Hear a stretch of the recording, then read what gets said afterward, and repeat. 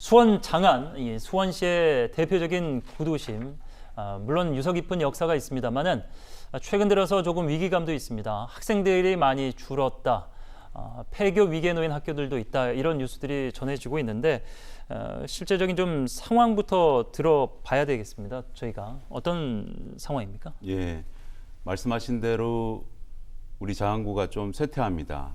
유입 인구보다 유출 인구가 더 많아서 인구가 감소하고 있고요. 예. 폐교까지는 안 가도 폐교 위기에 있는 학교들이 상당수가 있어요. 우리 국토교통부가 마련한 쇠퇴 지수, 도시 쇠퇴 지수로 표현하는 몇 가지 지표들이 있는데요. 예를 들면 노령화 지수, 또 사업자 감소수, 노후주택 비율, 또 인구 변화 이런 여러 가지 지수로 따져보니까 우리 10개 동의 장안구 행정동 중에 6개 정도가 쇠퇴하다. 그래서 전반적으로 평가돼서 쇠퇴한 현황입니다. 예. 이 쇠퇴해가는 도시의 반가운 소식도 좀 전해드려야 되겠습니다. 국토교통부가 선정한 2019년 하반기 도시재생 뉴딜 사업 76곳, 그중에서 수원 연무동이 포함돼서 이목을 모으고 있는데요. 사업 선정 과정에서 많은 노력을 기울이신 걸로 저희가 언론 통해서 많이 접했습니다.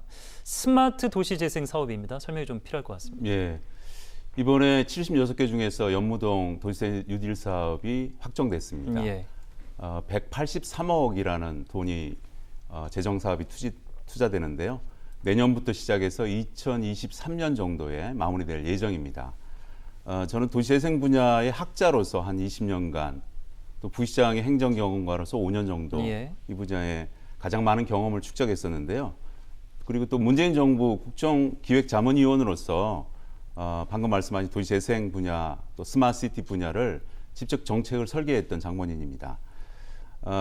연무동 도시재생 사업 시작할 때부터 기획 단계에서 많은 관심을 가졌었는데요. 결국 확정이 돼서 큰 보람을 느꼈습니다. 이 연무동 도시재생 사업은 크게 두 가지 분야입니다. 주거 지원 분야하고 스마트 지원 분야 두 가지가 있는데요. 주거 지원 분야는 뭐 일상적으로 우리가 재생 사업에 하듯이 노후된 주택을 집수리하고 또 좁고 불편한 보행로 같은 것을 넓히고 또 마을 주차장도 당연히 설립하고요. 또 주민들이 필요한 보건소, 또 많은 분들이 요구했던 마을 목욕탕이나 빨래방, 그리고 생활체육관도 동시에 들어옵니다. 예. 그리고 스마트 재생 분야는 좀 특이하게 이제 적용이 됐는데요. 제로 에너지 사업을 통해서 냉난방 급탕비를 50% 줄이고요. 또 전기 사용량을 약 20% 줄여서 에너지 절감도 되고, 또 연무동에 노인 인구가 많은데요. 혼자 사는 노인들을 위해서 AI, 인공지능을 통해서 마을버스 서비스나 또 스마트 안심가로 등 여러 가지 스마트가 적용될 예정입니다. 제가 부시장 때 5년 동안 했었는데요. 그때 행궁동 도시재생 사업을 한 경험이 있습니다. 하기 전과 하고 난 뒤에 효과가 한 3배 가치가 높아졌어요. 아마 연무동도 그렇게 예상되리라고 보는데요.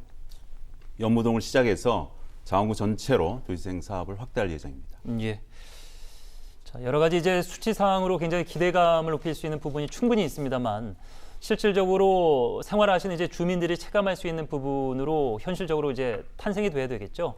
연무동 도시재생 뉴딜 정책 현재까지 기대감 그리고 어떤 우려가 있는지 좀 전해주시죠. 앞서 이재준 위원장께서 자세한 얘기를 하셨는데요. 이번 연무동 도시재생 뉴딜 사업 선적으로 해서 연무동 주민들에게는 그야말로 희소식이라 할 수가 있겠습니다.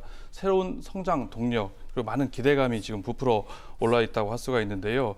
하지만 이 도시재생 사업 뉴딜 정책이요 근본적으로 한계가 있는 문제가 있습니다. 현관 문 앞에까지만 정비를 해주는 문제점이 있습니다.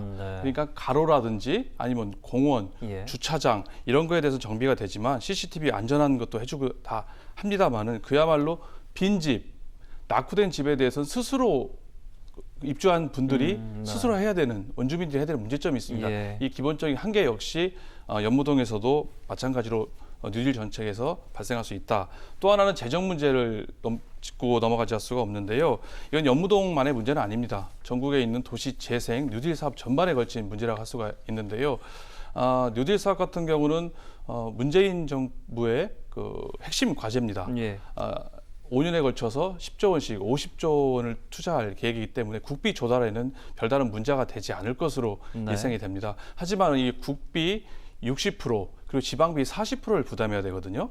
광역시 같은 경우는 뭐 50대 50이긴 하지만 경기도 같은 경우는 40%의 지방비를 부담을 해야 되고요.